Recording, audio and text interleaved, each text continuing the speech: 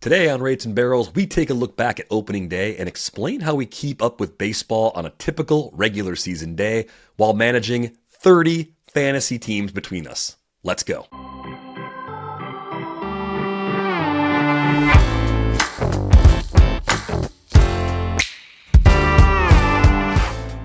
Welcome to Rates and Barrels. It is Friday, March 27th. Derek Van Riper here with Eno Saris. If you are listening on Apple Podcasts, you can now watch video of this show there too. Just update to the latest iOS and head to our show page to start watching. Eno, how was your opening day? Oh, it was great. Watched a ton of baseball. Saw Griffin Jax 5-hole his catcher. Saw the big inning in St. Louis against Tampa. Just watched so much baseball during the day, and then went to a Jeff Tweedy show at night. That was fun, and I was insanely jealous of Jeff Tweedy because he was playing with his two sons. He had his two sons on stage with him, one playing piano and one playing the drums. And I got obsessed during the show with the idea that they should play this Dead song. There's this one Dead song, Brown Eyed Women. And I was like, his voice would be perfect for that song, and it's got a driving chorus, and I think it would be like a great upbeat song for him. And then they did a Dead song in the chorus, in the encore, and I was really surprised, but it was Ripple, and it was a really down, like a sort of a mellow one instead. So it was kind of a prescient moment. It was kind of a funny moment, but I was just so jealous. Like, can you imagine just being in a band with your sons? Like, it would be so cool. I get a lot of, did I play the guitar right now? So I kind of like play that in my head a little bit, but on a real sense, that'd be amazing to be able to, I think, be a professional with your children in that way, right? We see it in terms of father-son duos in the big leagues on occasion. We've seen it all over the place, but yeah. Can you imagine being in the outfield, like the Griffies, like the same outfield? Oh my God. Yeah, it'd be unbelievable. So yeah, pretty good 24-hour window for you, seeing the opening night in San Francisco, getting like 8 day games in, and then going to a Jeff Tweedy show. Did you get Impossible Germany in the set? No, I don't think we did. That's my go-to favorite Wilco song, and I say that as someone who has not gone front to back in the catalog, so I apologize to the diehard Wilco fans out there, but that's a show that I was looking forward to, and it did not work out for me this year for a variety of reasons, as we have learned. But we had a lot of questions come in on our Discord about how we manage so much information and so many fantasy teams. We counted it up this morning. We have 30 teams between the two of us this season. Some of them have co-managers. There's a lot of different formats in there, right? There are keeper leagues, there are dynasty leagues, there are auto-new leagues, there are draft and hold leagues that have no pickups, like our listener league, for example. So the levels of maintenance vary quite a bit from league to league. Many of them have weekly lineup changes, not daily. Some are daily. And that doesn't count our 6 picks group, which is open, by the way. You can get the link for that in the Discord. Password is Froggy, like my voice. And you can play along anytime you want, any day. First game of the day locks lineups for that. So we wanted to sort of just outline how our brains work in season, and using the first, let's say almost full day of games on Thursday, this provides a perfect template for us to kind of run through. One thing that's become essential to my prep for the show on a day-to-day basis and just keeping up with the sport is actually the recap rundown. MLB TV puts this out. You could watch Quick Pitch on MLB Network, and you get a presenter and a little bit of voiceover, and you get some commercials. So you might buy some new insurance. You might buy some vitamins. I don't know.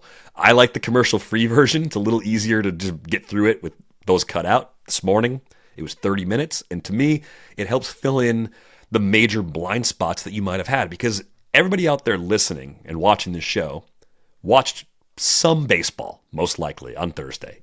Either highlights, their favorite team, whatever game was on nationally, right? Like, you caught some of it.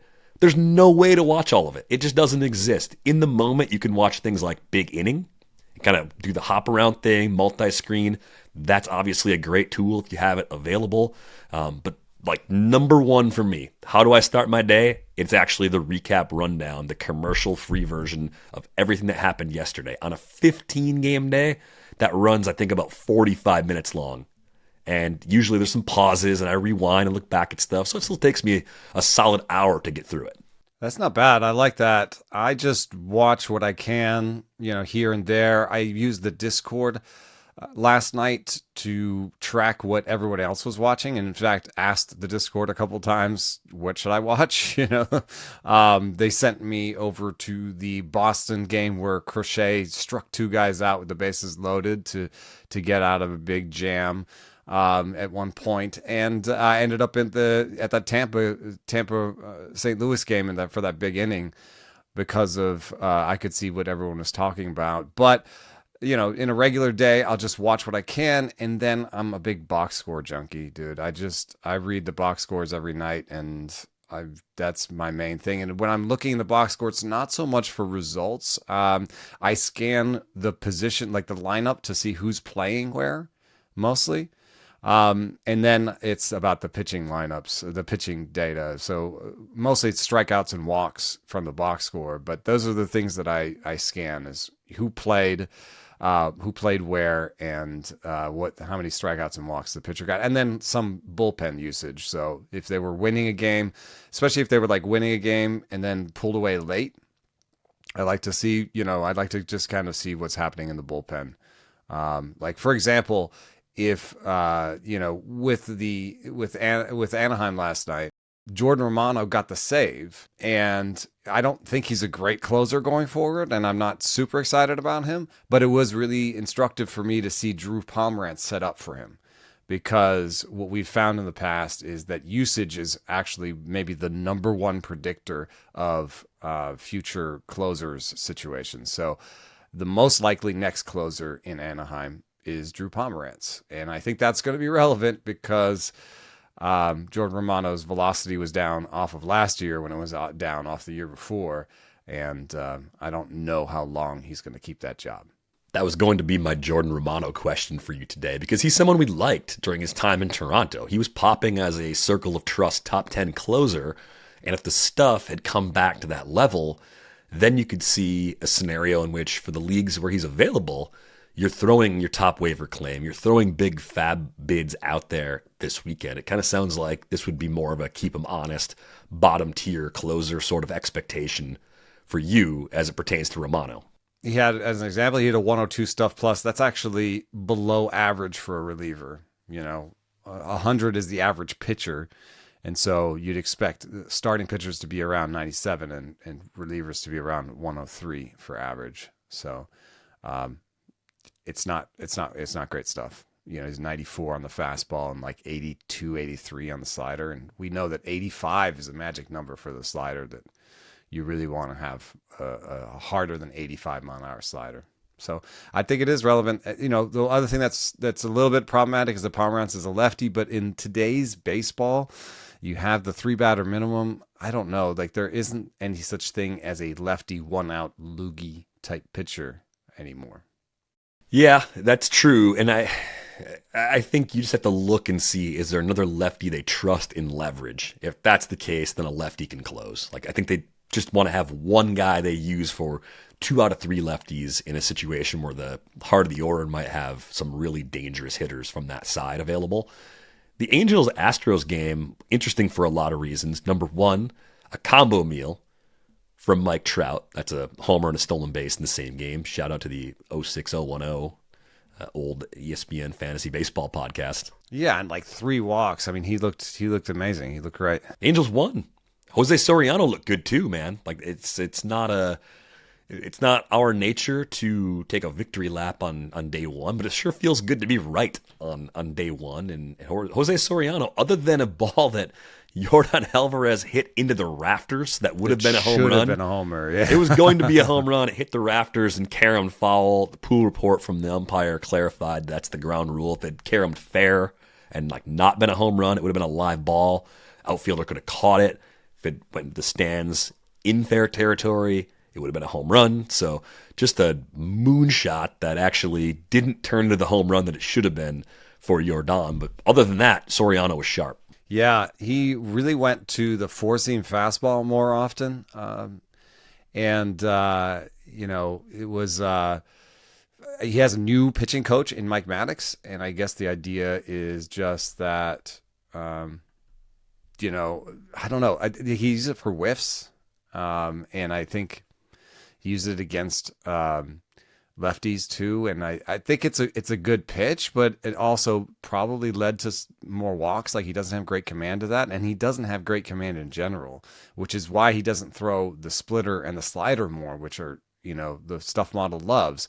So there are some flaws here, and I don't know that the defense behind him is going to be much better. We'll see. I think it could be a little bit better than it was last year. So Soriano's still a flawed guy. That's why I don't want to take too much of a victory lap either. Is he's going to have a decent high whip probably. He's not going to have a ton of strikeouts, but he is, a 99 on the fastball. It's really pretty nasty, and he's going to suppress balls in play and be good in a lot of ways like that. So, yeah, I think he stood out for me. Another guy that stood out for me in that game was Nolan Schanuel. He had an interesting game because he struck out 3 times, but he swung on average 70 miles an hour, which is 3 miles an hour harder than last year. To some extent, it could just be him fast swinging, which is just deciding to swing fast more often. But he also supposedly went through a bat speed increasing program, like a weighted bat program in the offseason to increase his bat speed. And, maybe it's working. Nice homer from him. I don't expect a 60% strikeout rate going forward. So, I don't know if he's going to just change to being a high strikeout rate, more high slugging guy, but I will take the over on his projected slugging percentages, which are around 390, which is just way too low for a first baseman. I think he saw the writing on the wall there. That's, the kind of production he'd put up was not going to get him like a free agent contract, basically, or a good one.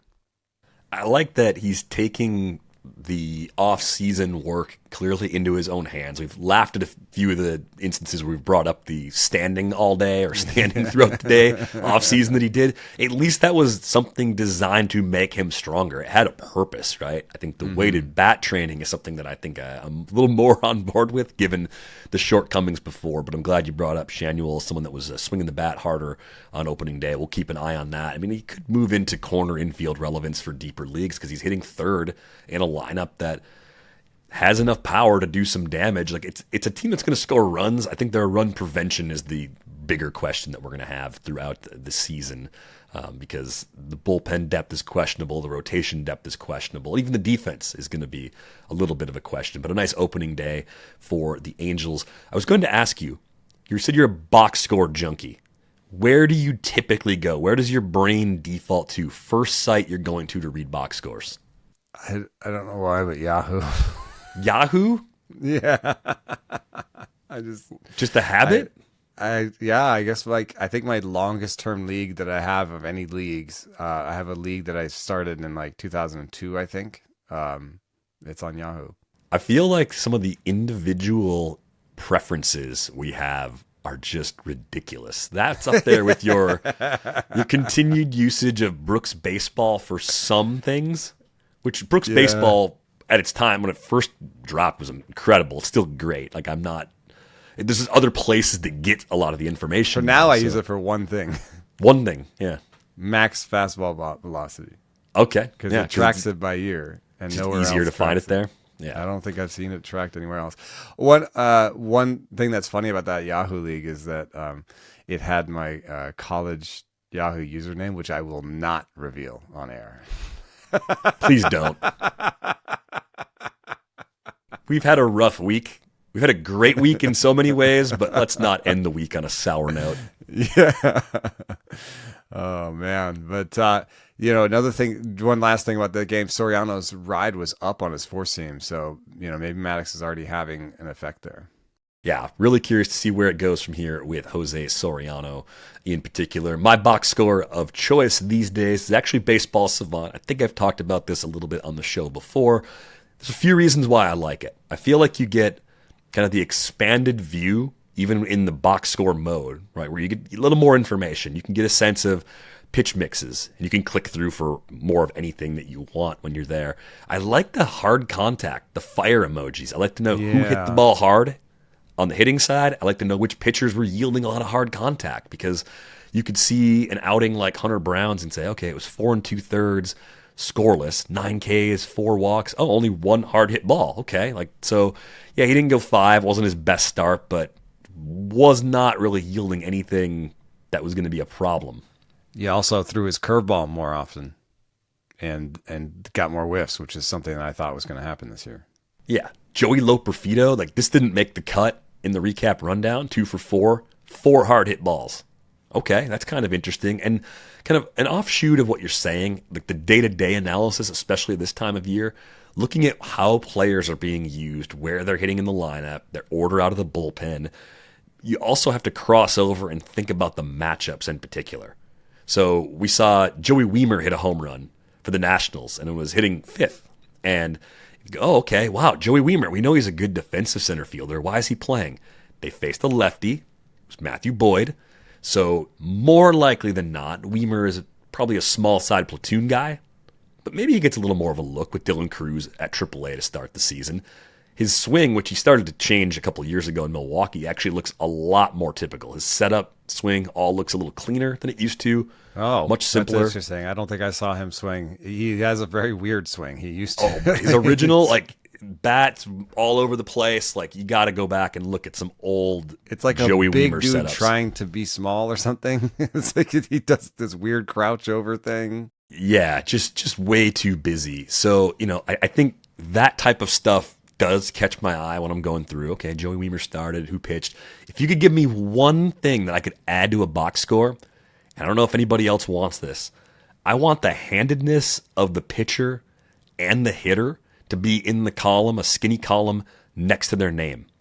Because I think that's really important information, and I don't think we should assume that everybody looking at every single hitter and pitcher knows exactly which side, or sides in some cases, of the plate that they hit or throw from.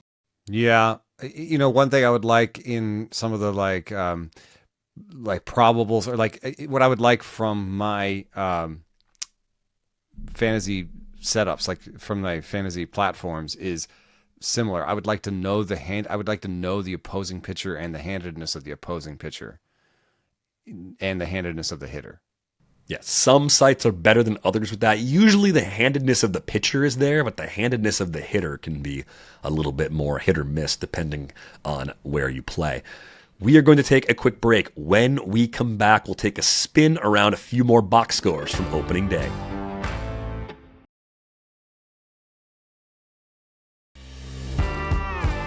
Welcome back to Rates and Barrels. We're taking a look at some opening day box scores, sharing a few observations from the first day of the season.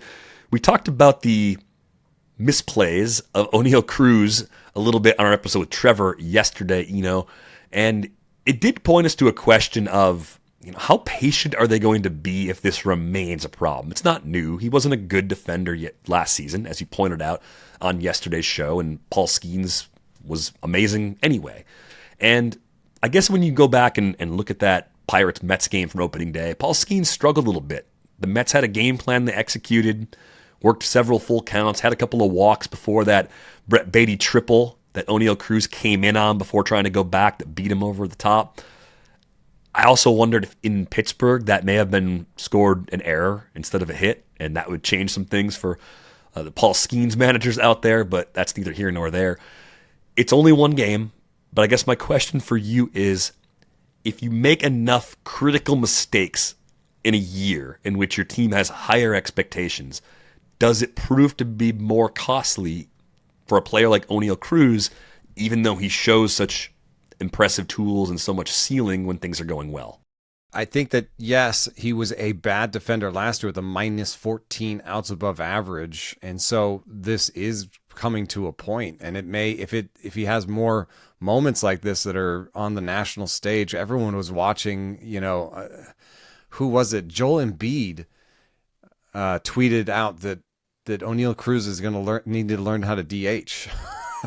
Like it Man. crossed over into another sports stars. So like, this was a Peacock game, a national sort of level of game that was on TV, and he biffed two in a row that he's already -2 outs above average. It was a really bad.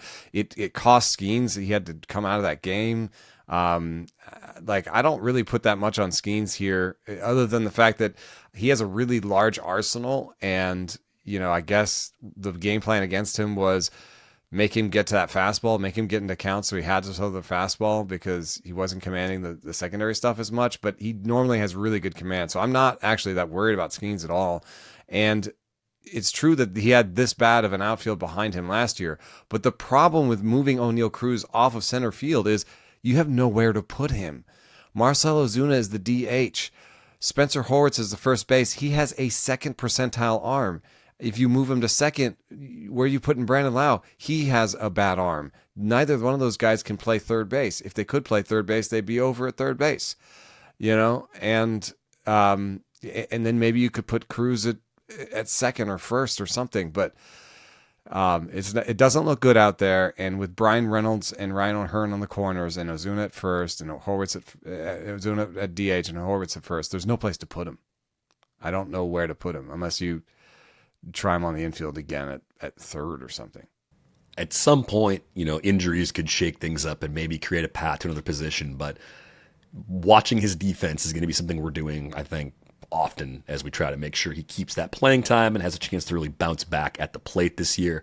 Did see Brandon Lowe pop a couple homers yesterday. Nice start for him.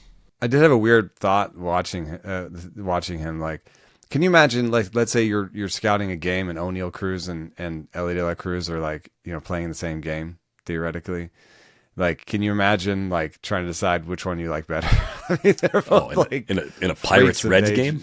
No, in like a like when they're younger. They're like 13 or 14 or something. Sure, You're just like with these 6'4" kids that are just like, fast as the wind and can hit the ball a mile. And like, I mean, I guess you would choose Ellie because he's the switch hitter, but they've gone in different directions a little bit, and O'Neill's flaws have really taken a lot out of his game. It's out of his upside.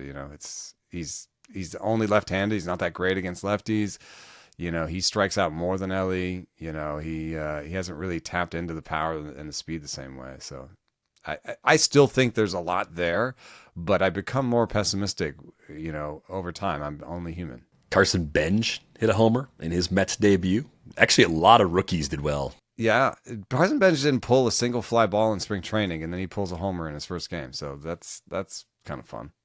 Oh, yeah. Other observation on the Pirates side, too, their welding helmet celebration, awesome. Near the top of the list already. Really, really good vibes on that one. But I came away just feeling bad for Oneil Cruz. I'm like, look, we know he's not a great defender, but that was everybody watching at that moment, I think, in the baseball world. Freddie Peralta had a new slider in this game. It was kind of fun. His slider had more, less drop, more sideways. No, less sideways. I don't know how to read this because sometimes you have a relative thing, you're like, oh, it's -4. Anyway, I would just say this: it has a new shape. Good summary. Yeah. And I don't know. I think it's kind of important because he kind of goes where his slider goes. I think he's gone in and out sometimes, and a lot of times when you talk to Freddie or you hear him talk, you hear about the slider was this, or I changed my slider to do this. So. I like the new shape. I like that he got 7 strikeouts and 0 walks. I look at that more than the 4 earned runs that Peralta gave up, and I'm excited for his season. Yeah, the first homer that Brandon Lowe hit was a wall scraper, barely got out in right field. So, I mean, that changes a little bit about the look of the outing too if you knock that one away. White Sox Brewers, I had my eyes on that one. It was a blowout for the Brewers. Chase Meidroth, though, with a surprising leadoff homer off of Mizorowski. It was middle in 99. He was just looking for a fastball and crushed it. So you got to give him some credit for that. But Mizorowski settled down after that. 11 Ks, a franchise record on opening day. The funny tidbit from that game for me was Last season, Joey Ortiz had more plate appearances with the bases loaded than anybody in the league, and it didn't go well, as many people might know. First plate appearance of 2026, bases loaded, gets a stoinker to fall behind second base. So maybe the worm has turned for Joey Ortiz. They got into the underbelly of that White Sox bullpen pretty quickly. Chased Shane Smith in the second inning, got homers from Sal Frelick and Jake Bauers, who we mentioned as the left field starter on opening day. So we'll keep an eye on that playing time situation. That Nats-Cubs game I mentioned before, Brady House hit an opposite field homer. And I was doing some digging on The Athletic. Spencer Nussbaum doing an awesome job on that Nats beat already for us. So we've already talked about a couple of his pieces on the show. I saw an interesting nugget in the recap from him. The Nats are not trying to change his approach. Brady House has more of an opposite field power approach instead of a pull air sort of approach. And sure enough, he goes oppo, hits a home run. I think he's the guy, like, if I'm looking at the Nats that did something on opening day, he's the guy I'm a little more interested in than Weimer, because I think third base is a little bit more wide open right now. Yeah, I don't know if I like the handsy swing. It's not surprising me that he went oppo, and he's got this weird thing where he goes oppo even when he gets the ball out in front. So I don't know if I love his swing, but I do love opportunity. And so there's a question of just how deep your league is. I think this is a deep league play where you're like, I just need someone who's going to play, and I think that he'll do that. Yeah, 15-team leagues might be on the waiver wire for you this weekend. Twins, Orioles, both starting pitchers were good. Joe Ryan was good. Trevor Rogers was even better, and I feel like he's maybe the king of a LODEM rotation still. Kind of showed us last year what he's capable of, and really built on that in opening day. It was 7 scoreless. You mentioned the bullpen hierarchies. There's a few games where it's hard to pick out. The Twins is one situation we were mostly avoiding, I think, throughout draft season. They went to Justin Topa in the 7th inning of a scoreless game. Taylor Rogers pitched the 8th, and Cole Sands was warming up in case the Twins rallied and created a save situation or a tie game in the 9th. So maybe our first hint at how they want to go about save situations in Minnesota, but not enough to go out and say, yes, go get Cole Sands everywhere. Yeah, I think Cole Sands has some starting pitcher eligibility in some leagues, if I'm right. Or maybe that was just last year. One thing that is also interesting about the pitching in this one, if you look at this chart here, notable stuff changes this spring. You'll see that Joe Ryan is on it, and so is Trevor Rogers. Maybe LODEM no more. A 105 stuff plus in his first start. Although I put a little asterisk next to that because he came out in the first 2 innings firing bullets. He was throwing like 95 in the first inning, and then he went back to normal after that. Then the thing with Joe Ryan, I think, is more sustainable. He has a new pitch alert, curveball. He threw more often than his splitter. He didn't do that last year, almost ever. The curveball has more sideways movement than it did last year. It looks like a pretty decent pitch, and that is part of why his stuff plus is up. So if he's finally, he never really had a great breaking ball. He kind of had the sweeper and the slider, and he still threw those. But if he has a great breaking ball and he's four-seam curveball splitter, with the occasional other breaking balls, I think this could be a really good season for him. The velo was good too, 93.9. So the curveball might be a way for him also to combat the fact that Joe Ryan is going to run up against the ABS zone a little bit. He throws high in the zone, and high in the zone is where the most change will come with the robot strike zone. I noticed Jose Soriano was on that graphic of biggest improvers from spring stuff number to opening day stuff number. And my first thought was, that game was pitched indoors at Daikon Park with the roof shut. Yeah. How much of that was a factor compared to the numbers we were getting from the conditions in Arizona? Domes are a positive effect on Stuff Plus. Domes are the best places for Stuff Plus. So that'll be something you have to keep in mind when you think about Rays and Astros pitchers. You might want to mentally shave a point or two off of their stuff numbers because they have the advantage of pitching in a dome. I mean, on the other hand, they'll continue to pitch there. You just have to remember that sometimes you'll see it. Rays and Astros pitchers have also pretty healthy home away splits, not in stuff, but also in results. Good note to throw in there because it just it jumped off the page as like a contextual thing that I wanted to bring to the table. Red Sox, Reds. Garrett Crochet got out of a bases-loaded jam with a couple of strikeouts in the sixth. He had 8 Ks over 6 scoreless innings. Andrew Abbott got overshadowed in that one. 6 scoreless from him against the Red Sox. There's your LODEM ace. If you're going to graduate Trevor Rogers out of the LODEM status, I'm going to guess Andrew Abbott's stuff number didn't go up enough to make him a model darling. Dude, he's the king of LODEM. I swear to God, he's 93 miles an hour with average movement that he throws middle a ton on that fastball, and it does not get hit. He got through like 4 or 5 innings with 1 strikeout and no runs. I was like, well, against a good lineup, I think, in Boston. I didn't understand it.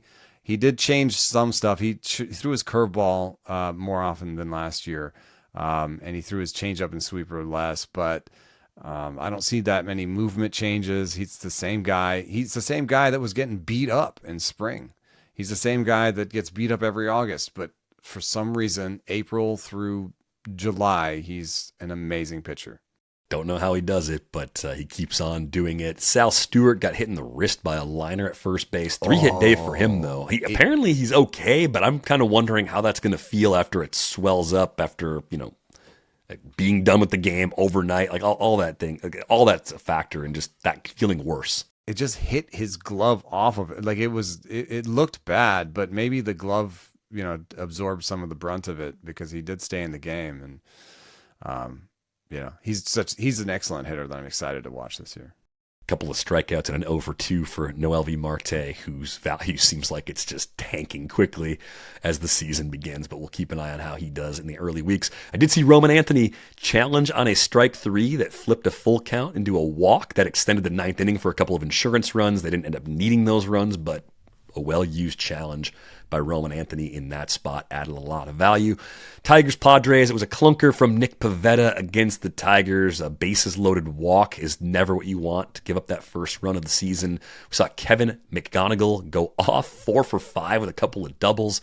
His first hit of his big league career was a 2-run RBI in this one. We saw Tarek Skubal get out of really the most trouble he was in was probably the 4th inning. Had a strikeout and a weak grounder that got him out of trouble and really just kept the Padres kind of a safe distance away in this one. Yeah, I expected regression for Nick Pivetta this year. It didn't really come on the home run, though, which is where I thought that regression would come from. So, what do you do with this? In terms of called strikes and whiffs, it wasn't that great, but he had 16% swinging strikes. He still got 11 whiffs in 3 innings. So Pivetta was getting the whiffs. I think it must have just been a bad command day for him. I don't think he's like a dropper. He's just a bad start. I think the next great Padres reliever is lurking in that bullpen right now. This wasn't a leverage spot, but Bregly Rodriguez, 2 scoreless, 3 Ks, snuck him onto an Ottoneu team. Had to cut him, actually, I think with my first round of cuts, but I think he's got pretty filthy stuff and will be around for a long time in San Diego. Rangers, Phillies, Cristopher Sánchez was phenomenal. I think he had 10 strikeouts on the day. Struck out the side in the 6th. He looked really good. I got to look at Justin Crawford. His setup and hands would fall into the pretty odd category for me. Not a hitting coach, not an expert in hitting, but it looks like the kind of approach that does lead to those unusual high ground ball rates. So I'm very curious to see how much, if at all, they tinker with him over the course of the season. Yeah, 50% ground balls, but also a 500 batting average. There you go. Max EV at 87 miles an hour. So, but it's average-ish, above average-ish bat speed. It's not bad. And he makes good contact. So it looks like he might have a good sense of the zone too. So, sometimes we harp too much on one flaw and forget that there's all these other things a player can do. Yeah, it's a good point. The Rangers had Nathan Eovaldi take the ball on opening day. 5 earned, 8 hits, 4 2/3, 7 Ks, a couple of homers from him. Not the debut you were hoping for. I think Eovaldi is in the rarefied air of player I don't have on any of my teams this year, He didn't end up on my teams because he was going around places where I was either taking a young guy with great upside or an old guy that I thought could get a ton of innings for me. And I just wasn't sure about how many innings Eovaldi would give me, you know? And with every year, you're a little bit more worried about, you know, the stuff going down too. He did average 94.6 on the four-seamer, which is up a little bit, and that's good news. He does lose fastball velo over the course of the season, but this is a good place to start at least. You saw a good chunk of the Rays-Cardinals game. There was a wild sixth inning in this one. The Rays put up 6 runs in the top of the frame. The Cardinals put up 8 runs in the bottom of the inning, punctuated by an Alec Burleson homer. And I'm just curious, what do you think we learned about the bullpen hierarchies for those two teams, given how unusual that particular inning was in a game that both of those teams were clearly like trying to win at various points? I'm going to throw it out the window a little bit. I'm going to throw it out the window because, you know, I thought, you know, in one league, I kept JoJo Romero and Riley O'Brien. So I was like, you know, one of these guys is going to be the closer.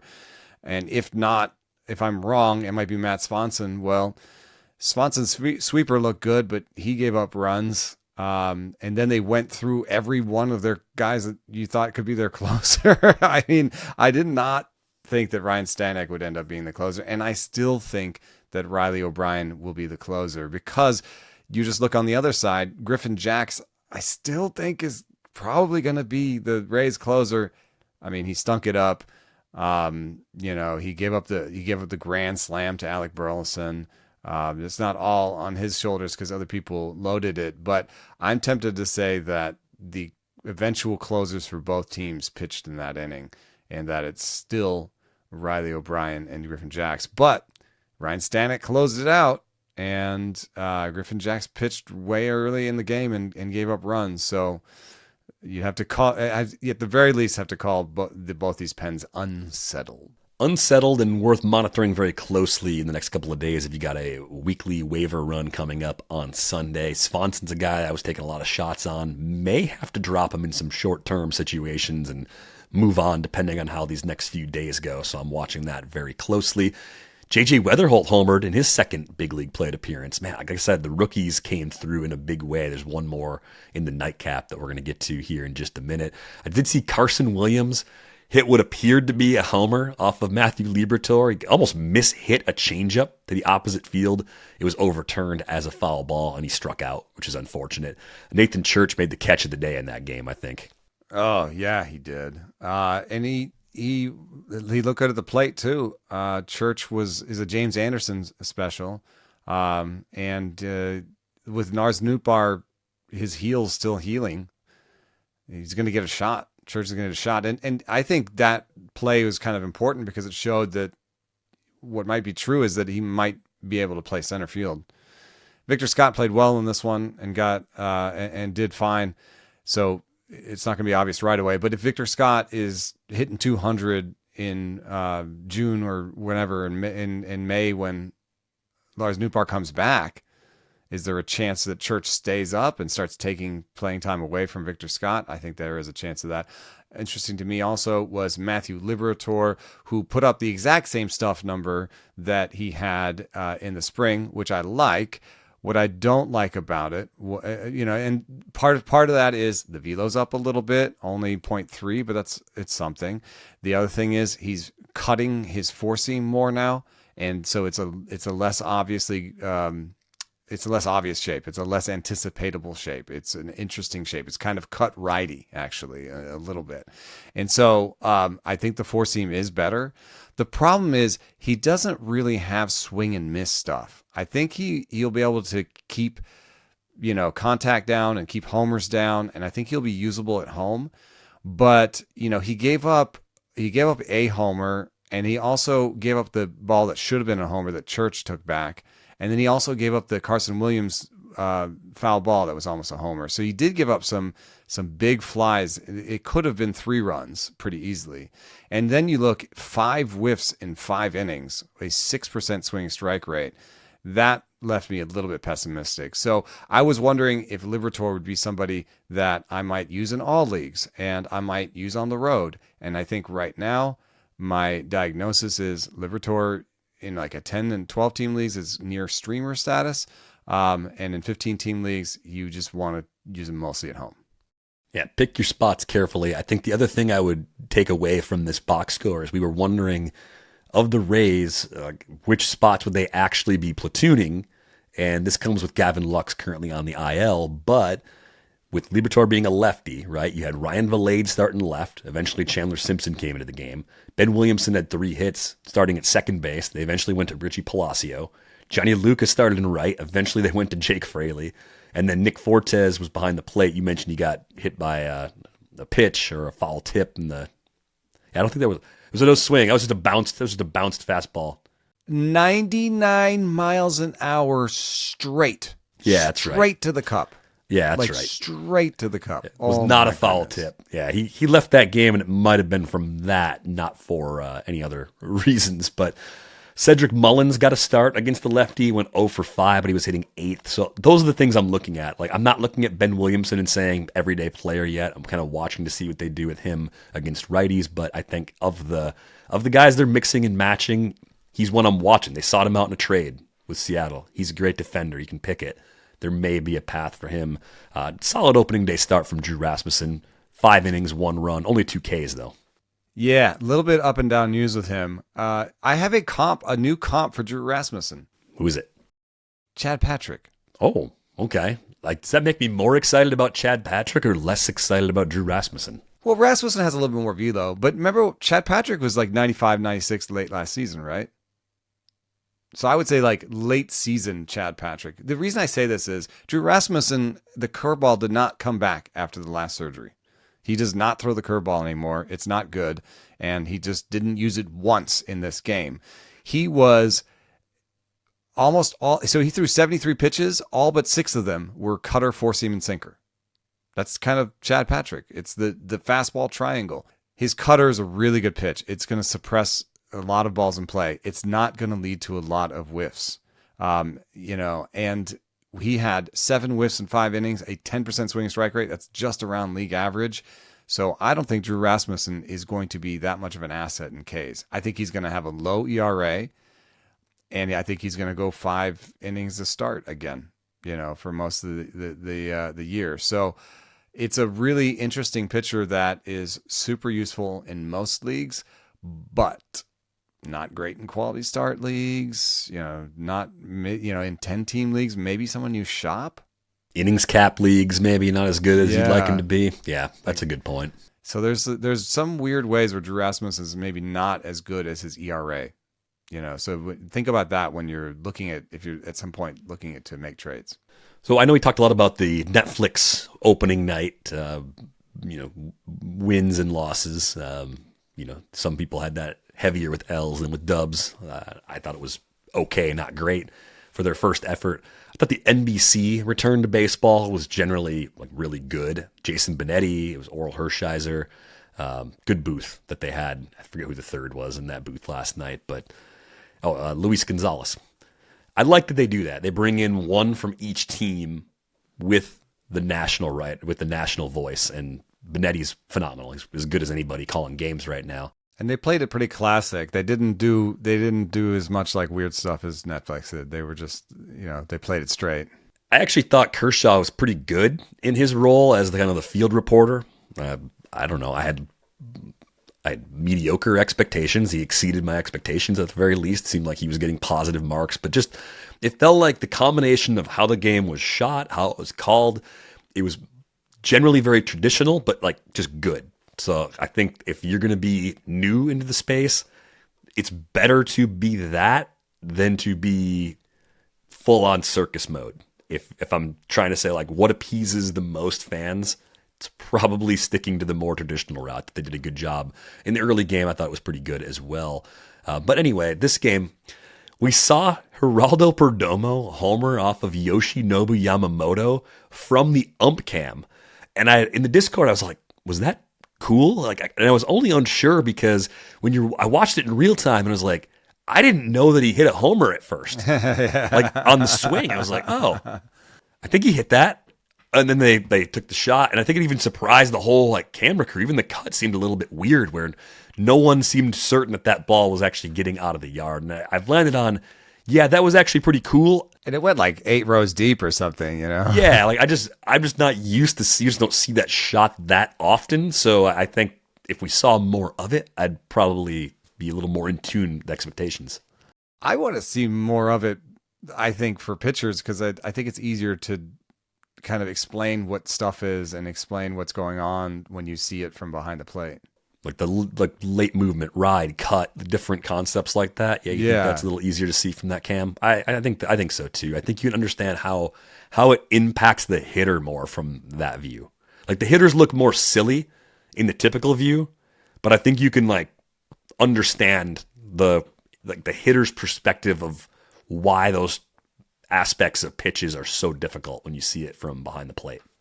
Yeah, exactly. And that's why I fell in love with pitching, was I got to see the Hall of Fame Braves pitchers of the late 90s, of the 90s, the late 80s and early 90s. I got to see all those guys from behind the plate. Immensely lucky, and I think it's if you can afford it at some point, sit behind home plate. I know it's hard, but like maybe do it at a spring game or minor league game, because it's just amazing to sit behind home plate. It's a totally different view on the game. Heck, fall league. I mean, even if you just want the perspective, it might not be great command, but you can get right behind the plate for like $10 or $12. It's not expensive to get in. Come to First Pitch Arizona in November. We're not trying to speed through the season, just putting that out there now, because you got to plan, save up that money, win your fantasy league, do the things you got to do to make that trip happen. But Zach Gallen was rolling in that game until the 5th, and then it all started to fall apart. Yeah, there's some good news in his pitch data. Like his slider was 89 miles an hour, which is up a tick. His curveball was 83. That's up 2 ticks. Both of those things, like breaking ball velocity is actually just as important as fastball velocity. So I like that. I like that he was 94-1. The IVB on his four-seamer was down a little bit, but generally I think the stuff looked all right. He got 9 whiffs in 4 innings. That's 12% swing strike rate. So I don't know what the report card said, but I'd give him stuff-wise, just eyeballing it a B plus. Like I think this was okay. I know that the outcome wasn't great, but what do you expect? It's the Dodgers lineup. I mean, they're really, really good lineup. Dodgers at Dodger Stadium on banner night, tough assignment. Yeah. Looked like it was going okay. The worst pitch I think he threw was the down and in curveball that didn't get down enough or in enough on Andy Pages. Took it out for a 3-run homer. Yamamoto, other than that homer to Perdomo, was really good. 6 innings, 2 runs, 6 Ks, kind of expected. I did see Jordan Lawler make a really nice catch, crashing into the left field wall. And when you compare the amount of time Jordan Lawler has spent playing games in the outfield versus Oneil Cruz, like it blows your mind that they were both infielders at one point. Lawler looked extremely comfortable out there, kind of in the way you were talking about earlier with Nathan Church, where you're like, okay, you could see where there'd be some optimism about him playing center field if that's what they actually want him to do at some point. Yeah, I bet you they try him out there, because as Lourdes gets healthy, and as they think about bringing Ryan Waldschmidt up, center field there's pressure on Alek Thomas to succeed with the bat this year, because he could easily be a 4th outfielder in terms of profile. Yoshinobu Yamamoto also did something interesting, that he ported over from spring and from the WBC. It looks like he is going to turf his 4-seam usage this year. I don't know what that means in terms of, Stuff thinks that's a good idea, but what does that mean for maybe walks a little bit higher? Does he give up more homers if he hangs, a breaking ball or something to somebody? But he was down to 18% usage on the 4-seamer. It was like over 30% last year. So he's really cut his 4-seam usage in half. It is a pitch, though, that I think hitters hunt. So I think it was a good idea. Now we're going to see if the cutter can be a load-bearing pitch for him, if it can really, take over and be the new 4-seam for him. Watch him like bring the four-seamer back in October when everyone's kind of just forgotten about it and like recalibrated their scouting reports and expectations for how they're going to try and approach him. That wouldn't really surprise me at all. But yeah, pretty big adjustment that he made over the course of the spring. Last game of the night was the Guardians-Mariners game. That game was brought to me by Costco's version of NyQuil. I was holding on tough, man. I was in there until about the fifth inning, and then sleepy time. Aaron Goldsmith calls a great game. I just think the relative calm of the last game of the night when you are fighting off something and you've taken some cold medicine, if you can keep your eyes open for all 9 innings, I commend you, because I tried my best and the couch just got too comfy. So I did kind of wake up as Tanner Bybee was being removed from that game. They are calling it left shoulder inflammation. Saw the homers, including the one that he gave up to Brendan Donovan. That was his first at bat as a Mariner. Dominic Canzone got a mistake and crushed it as well. Luke Raley got him. All 3 of the homers he gave up were the lefties. Maybe that's sort of important. Chase DeLauter popped 2, one in the top of the first, one in the ninth. So a really nice regular season debut for him. The main takeaway for me, though, is just like, if this Bybee injury is serious, I guess that brings Logan Allen back into the fold for the Guardians. Like, so far, they're indicating that it's not, but we'll see if he has to undergo further tests. Not like.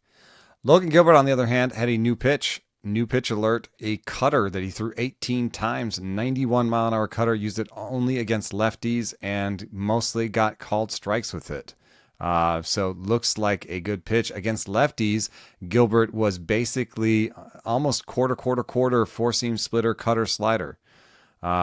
His extension was down a little bit and his velo was down a little bit, but I wrote a piece that you can see up on The Athletic about his evolution. And this is a guy who came up with a four-seamer and a lollipop curveball. And, that was supposed to be what works. It was a big up-down curveball. He has none of that anymore. He throws a power knuckle curve now, and he throws it the least amount of his pitches. He learned a splitter in the meantime, now a cutter. He learned a power gyro slider instead of the sweeper he had back then. I just loved watching the evolution of pitchers like this, and what I'm seeing from him is we're going to see the most balanced arsenal from Logan Gilbert this year. You can say that 3 runs and 5 1/3 is not great, but I look across this and I see a widening arsenal with good command, new pitch. I think Logan Gilbert could win the Cy Young this year. I mean, he's that good. That's music to Trevor's ears after he took Gilbert in the plus-minus draft on our Thursday episode. But yeah, he's got the workhorse potential and the stuff on top of that. One more piece of fun news from this. Chase DeLauter had a good game, and he hit 2 homers in this game. 2, first and ninth, yeah. And he's on this fun. I'm going to throw this up from Jordan Rosenblum. This is the average bat speed for rookies after day 1. Bat speed is something that in one game can tell you something. I think it doesn't tell you everything. I think it basically tells you raw power. And look at this. Chase DeLauter has good raw power, 74.5 mile-an-hour average bat speed, best among the rookies. Munetaka Murakami had a 74.1. That's pretty good. I mean, top of the league is like 80, miles an hour. Average is around 71. So these guys are comfortably above average. Kevin McGonigle, 73. JJ Weatherholt, just barely above average. I think he's going to be the kind of guy. His was center field. Like it was a tank. But I think he's the kind of guy that's going to use his plate discipline to find his power, if that makes sense. He's going to overproduce his bat speed because of his plate discipline in other ways of saying it. Crawford had average. Carson Benge had below average bat speed, but he still managed to pull a homer. Anyway, DeLauter looks amazing, and we're all just praying that he stays in one piece. Stay healthy in that 2 spot too. And you start looking at the Guardians lineup. DeLauter makes a huge difference. They had Bo Naylor hitting 5th. We'll keep an eye on that. Rhys Hoskins went 3 for 3. I think Rhys Hoskins is going to play a lot. I think people don't realize he was actually good in the first half last year before kind of a fluky injury derailed his season in Milwaukee. He's going to get a lot of run for Cleveland. So if you're in a league and you need a corner this weekend and Rhys Hoskins is available, he might be near the top of my waiver priority list. righty, righty that played in a game against a righty. Like, he's not small side platoon. So if he's not small side platoon, maybe he's playing every day. He also swung the bat 75 miles an hour. So I'm not saying necessarily that's his new true talent, but maybe he's feeling good. Maybe he's feeling froggy. Maybe this will be a good year for him. Again, he's at a crux of, he's a part of his career where, he's playing for his contract every time he's out. He's playing for his baseball life every time he's out there. So, this could be a decent year for him. I mean, what if he could hit 230 with, 25 bombs this year? That'll play as an upgrade in a lot of leagues. We need to take one more quick break. When we come back, Eno had a conversation with Cam Schlittler, who's taking the ball in San Francisco on Friday for Game 2 of this Yankee season. So we'll talk about that and a few of the players we're relying on most heavily this fantasy baseball season. We'll be right back.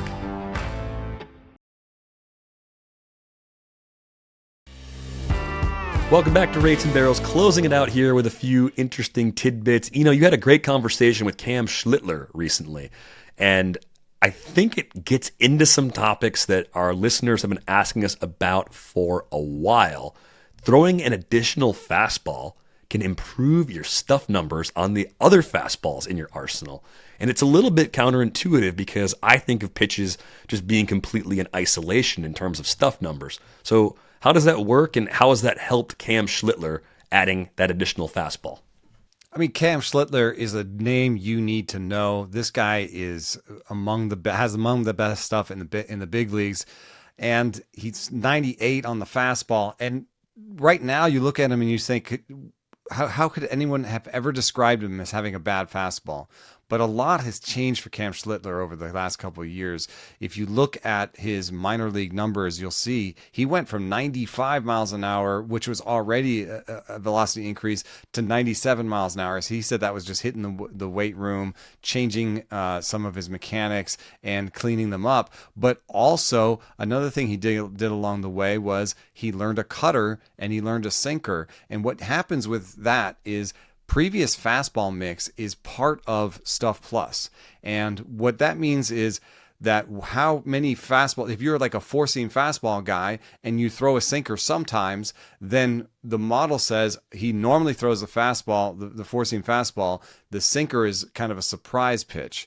The hitter is therefore anticipating mostly four-seam fastballs.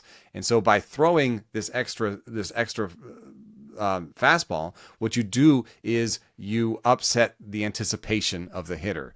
And so when Cam Schlittler, came from the minor leagues up to the big leagues and added that sinker and added more cutter usage, what he did was he took pressure off of that four seam and he increased the Stuff Plus of the four seam without actually changing much of the movement on that pitch. He did it by diversifying his fastball mix and playing with the hitter expectation. Another thing we talked about that is interesting for Cam Schlittler is that last year he did not get great whiffs on his breaking pitches. If you look right now at this graph, you'll see that he got less than expected. The model expects certain whiff rates, and he got less than expected whiff rates on his breaking pitches. So when you look at that, you could say, is the model wrong and these pitches aren't as good? Or is the model right and he's going to get better whiffs in the future? Well, he's getting better whiffs right now. And I asked him about that. And he said, this is a quote, it was more just about finding the right time to use them, those being the breaking balls, especially when teams aren't on my fastball, then I shouldn't throw my breaking balls so that it can be in time for those. So basically what he's saying is that he was throwing basically his fastballs in two-strike counts and in pitchers' counts. And what you find this spring, he started throwing his breaking balls more in pitchers' counts and all the whiff rates went up.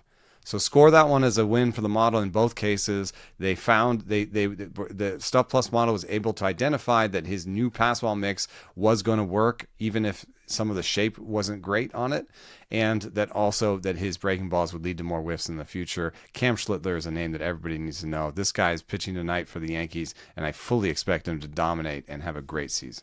Yeah, he was in that group of the Magnificent Seven. The Hype Fun Seven. The Hype Seven in that group. And despite being a Yankee, I feel like got a little less shine than almost everybody else in that group over the course of the winter. I mean, people liked him. He was still going in the pick 100 to 150 range depending on the draft. But it really just sounds like the evolution of realizing this is how I'm going to get better hitters out, right? Like the stuff that worked previously, minor leagues, college, like that's not going to work the same way as I keep facing better and better hitters. So definitely seems like it still has an up arrow next to his name entering his first full season with the big league club.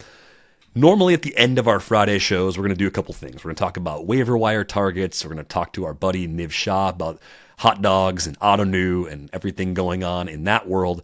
This week's a little bit different because we just drafted. There's not as much happening on the wire. We'll certainly have some chatter in Discord about possible pickups. So if you got questions about players you're thinking about, send them our way in there. But I wanted to ask Eno, who are the players you are most dependent upon this season? Across all 15 of your leagues, who do you have the most exposure to this season? Anybody listening who's been listening through our player previews and has been on the Discord or whatever, they know the answer already. My most rostered hitter is in my bold predictions. He's a breakout hitter for me. He's athletic with, increasing polish. That's Cam Smith of the Astros, who looks like an everyday player that I think can hit like 250, 260 with 20 homers and 10, 15 steals. He stole a base on opening night. I've got him in 9 out of my 15 leagues.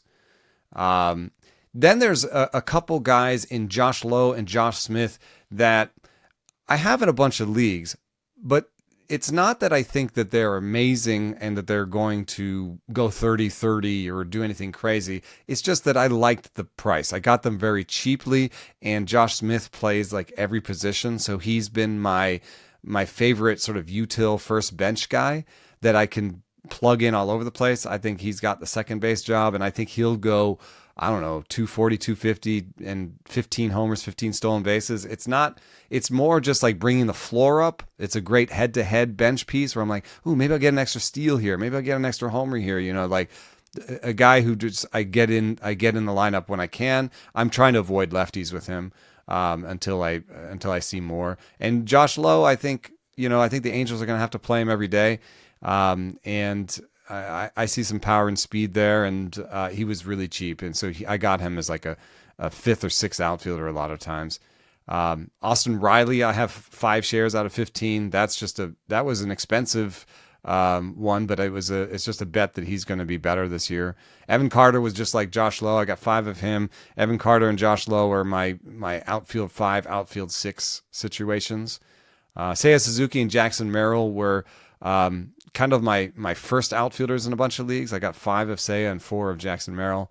I didn't always get a top outfielder in the first round or two, and Suzuki and Merrill were decently priced outfield ones that I liked, that were projected well and went at places that I liked in drafts.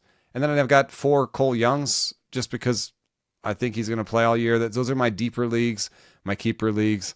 Cole Young, I think, will... I don't know how good he'll be, but I think he's going to play all year, and there's a chance that he is good. Yeah, got the start on opening night, was in the 8th spot for the Mariners. It's a good lineup, so he's probably going to be stuck in the bottom third of the order all year, even if he is a regular fixture. It's not going to surprise a lot of people. We have a decent amount of overlap. I have Evan Carter and Jackson Merrill in 7 of my 15 leagues, so heavily rostered for both of those guys. I have Jacob Melton in 6, which is going to be tough in the redraft leagues this weekend because he got sent down, so I have to decide, do I wait a week or two and see if he gets the call? Do I cut him and pick him up later in those leagues? How do I manage that roster spot? He's not a top-end prospect that has this obvious, he's coming up around this time sort of date. It's more of a, when will they decide he's an upgrade over the guys they're trotting out there? It's a great unknown. Denzel Clark is actually on 6 of my teams. I think his defense is going to carry his playing time. We've talked a ton about the ballpark in Sacramento. I think if he just gets a little bit better at the plate, we could see some power and some speed. Maybe it comes to low average. I'm fine with that. He was very inexpensive in drafts all season long. Got a lot of Jordan. Got him in 5 leagues this year. Not a surprise. Bold prediction for AL MVP. I do have Cam Smith in the same number of leagues. Max Muncy, Dodgers version, and Kobe Mayo. Frequent corner guys for me, even a late third baseman for Max Muncy. I do think he's going to fall into the platoon this year, though, once Kike gets back especially. Don't they also point to the difficulty of corner infield this year? It felt like late corner infield, late third base, late first base it was a difficult place to go shopping. So those were your favored like late corner infield situations. Yeah, and if I got someone a little earlier than Max Muncy, it was probably Wilson Contreras. I've got him in 4 leagues. I think he's in for a big year in Fenway. Expensive early guys. A lot of Vlad starts for me this year. I've got him on 4 teams. I got Ellie on 4 teams. More mid-range middle infielders, Ozzy Albies, Dansby Swanson, Ezekiel Tovar on 4 teams as well. Guys I have on 3 teams, too many to mention. But the most random one, Angel Martinez, which I think is only draft and hold in AL-only leagues, but there's my Cleveland Guardian that I think might just play a lot and be useful in super, super deep formats. Did you get Vlad Jr. and Ellie together in a couple of leagues? Yeah, I think at least 1 or 2 they're paired together. God, I love that pairing. I love that pairing. Vlad covers over every possible issue Ellie might have. I think you come out of that with great batting average, tons of power and tons of speed. Just a great beginning. And you cover first, which ends up being kind of an issue sometimes. It's more of a shallow league thing that you're going to get than a deep league thing. But yeah, it's nice to come out with a combo like that. Your most rostered pitchers, Eno, I am not at all surprised to see the tie between the 2 starters on there, the relievers and the kind of in-between guy on there. I'm a little surprised you have as much exposure to both of them. Yeah, I have a bunch of guys tied for 5, which is funny. I mean, I think that, Cam Smith on 9. Cam Smith is so cheap. You can jump him around. And I don't know why people let him have me in so many leagues. I thought, sometimes I get scooped on my pitchers that I like, right? But I only have my most owned pitchers are in 5 leagues. That's because where your draft slot is and what the room lets you have, is I think different with pitching. I kind of try to go with the flow, but I have Matthew Liberatore on 5 leagues, and they're almost all draft and holds, and it makes the most sense in draft and hold season to get a guy who's in the rotation in St. Louis, going to be there all year. He was like my favorite 30th round pick this year, and I even with what I said about his start not being the greatest and maybe only being a guy you want to start at home, I have no regrets about having 5 Matthew Liberatores. But I also didn't buy him in all my free agency leagues because in free agency leagues, I wanted to buy someone that maybe had more upside, that I would cut because this is a burn and churn type league, but he was my draft and hold guy. Emai, I have 5 of. He's a little bit more of my waiver league guy. He's a guy that I'm hoping will be great, and that I'm willing to cut if he's not. I don't think people are too surprised that I have Emai there. Landon Roop I have 5 of just because he's kind of another Matthew Liberatore. I've done a Liberatore-Roop pairing in a bunch of draft and holds. So what I think you must be saying is the surprising guys are Justin Sterner and Orion Kerkering. Orion Kerkering is just a draft and hold thing. I took him in the 47th, 46th round a bunch. It was just him or like a Cody Bradford type where I was like, I just think Orion Kerkering is going to give me more useful innings this year than, the 8th starting pitcher for the Texas Rangers, So that, and then Justin Sterner, I just think he's going to be the closer. And it was super cheap, so it didn't, and then I have 4 Braxton Ashcrafts, which also should not surprise anybody. No, that makes all the sense in the world. My most rostered pitcher is Aaron Ashby. 7 leagues with Aaron Ashby, but that's a reflection of auto-new. I think I've got him in both my auto-new leagues and draft and hold, where being a reliever doesn't matter. But then also the extra shares came from getting deked by their plan to stretch him out and then just put him back into relief. They used him in that blowout yesterday. He's going to throw 95 games this year. It's going to be ridiculous. They're going to use him a ton.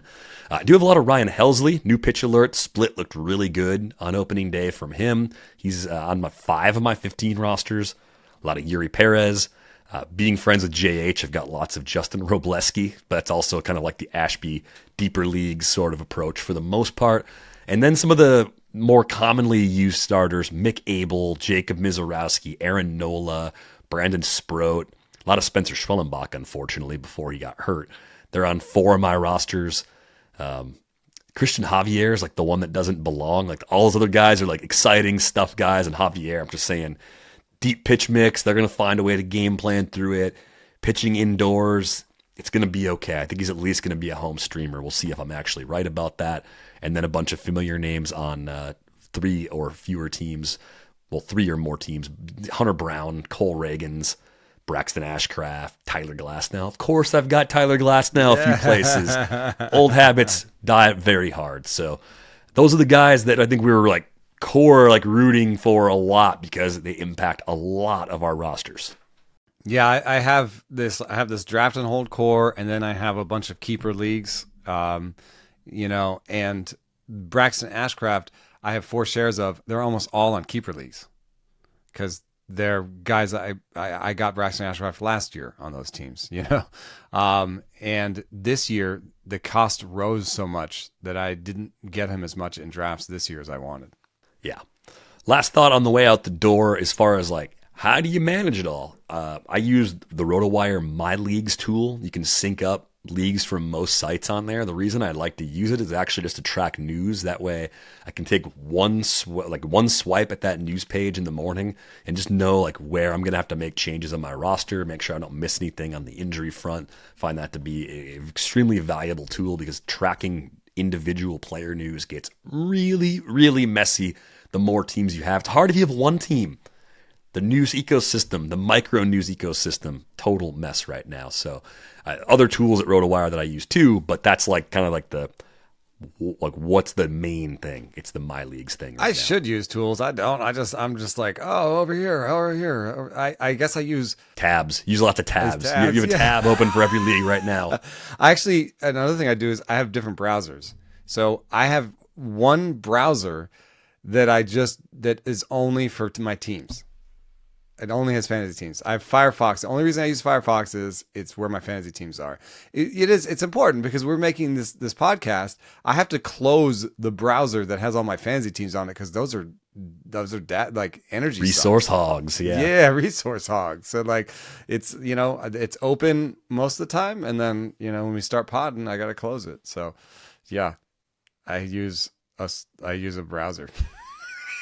All right. Great tools. Great tools that you're using over there. Heard really good things about Fastballs weekly projections too. So if you're looking for something week to week, I've used those. Yeah, I've definitely have used them at points in the past. I'm going to use them more extensively this year because I think that is extremely helpful in making lineup decisions. Let us know in the Discord what tools and what ways you like to keep organized during the season because it is a lot to manage. One partial week down, 26 or so to go. Looking forward to it over the course of the season. Hey, great first week overall, even though my voice is still not back to 100%. So lots of tea on the horizon for me. Tea with honey has been the thing that's slowly getting me back. I was also told whiskey helps. I have not tried that midweek. Doesn't seem like a good thing for other aspects of prep, but maybe I will imbibe a little bit this weekend and see if that actually helps get me over the hump. That is going to do it for this episode of Rates and Barrels. We are back with you on Monday.